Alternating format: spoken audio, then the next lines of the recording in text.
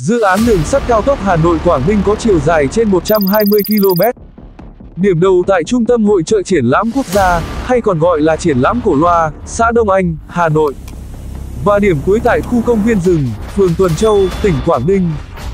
Dự án thuộc nhóm A, tổng mức đầu tư 152.219 tỷ đồng và được đề xuất thực hiện theo phương thức đối tác công tư PPP. Đường sắt sẽ có khổ 1.435mm, điện khí hóa, tốc độ thiết kế là 350 km/h. Thực tế vận tốc chạy tuyến chính là 250 km/h, còn đoạn qua Hà Nội tốc độ chạy là 120 km/h. Cự ly giữa hai đường ray là 5 m. Dự án đi qua địa phận 22 xã phường của 4 tỉnh thành phố, gồm Hà Nội, Bắc Ninh, Hải Phòng và Quảng Ninh. Toàn tuyến bố trí 4 ga là Cổ Loa, Gia Bình, Yên Tử, Hạ Long. Theo báo cáo đánh giá tác động môi trường, dự án sẽ đi qua nhiều khu dân cư, theo các tuyến đường hiện hữu. Trong đó, khu dân cư xã Đông Anh, Hà Nội, khu dân cư phường Từ Sơn, phường Thuận Thành, xã Gia Bình, xã Lương Tài, xã Trung Kênh tỉnh Bắc Ninh, khu dân cư xã Trần Phú, phường Lê Đại Hành, phường Bắc An Phụ, phường Nhị Triều, Hải Phòng, khu dân cư phường Hoàng Quế, phường Yên Tử, phường Uông Bí, phường Đông Mai, phường Tuần Châu, Quảng Ninh, nằm trong phạm vi dự án từ 10 đến 120 m. Cụ thể hơn, đoạn qua địa phận Hà Nội có chiều dài 18,1 km. Xuất phát từ Trung tâm Hội chợ Triển lãm Quốc gia ga Cổ Loa. Tuyến đường sắt đi theo giải phân cách giữa đường dẫn nối cầu Tứ Liên đến quốc lộ 3 thì rẽ phải, đi vào hành lang giữa đường điện 500 kV và đường song hành của vành đai 3. Khi qua nút giao Ninh Hiệp, tuyến đường sắt đi vào hành lang giữa đường song hành và đường bộ cao tốc kết nối sân bay Gia Bình đến hết phạm vi thành phố Hà Nội. Phương án này bố trí ga Cổ Loa tại đầu tuyến kết nối với tuyến đường sắt đô thị số 4, một depot, khu tập kết, bảo dưỡng, sửa chữa và lập tàu, diện tích khoảng 8,5 ha, tại vị trí quy hoạch khu công viên cây xanh cạnh đường bộ nối cầu Tứ Liên.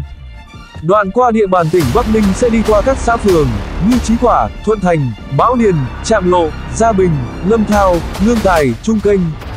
Tuyến đường sắt đi vào giải phân cách giữa đường bộ cao tốc nối sân bay Gia Bình đến ga Gia Bình. Sau khi qua ga Gia Bình, tuyến tiếp tục đi theo tim đường bộ cao tốc đến hết phạm vi sân bay Gia Bình.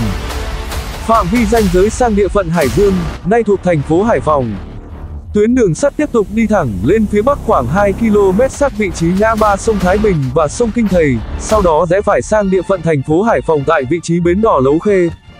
Tới Hải Phòng, tuyến đường sắt đi xuống phía nam qua địa phận xã Trần Phú, vượt qua sông Kinh Thầy tại địa phận ranh giới với phường Lê Đại Hành, rồi đi chếch về phía bắc vượt qua sông Kinh Thầy lần 2, thuộc địa phận phường Bắc An Phụ.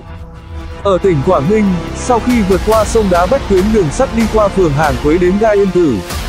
Sau khi qua ga Yên Tử, tuyến đi song song theo hành lang đường ống xăng dầu B12 trên địa bàn phường Uông Bí, đến xã Đông Mai thì rẽ phải rồi đi phía sau khu công nghiệp Đông Mai về phía bắc núi Na và núi Hữu Tướng.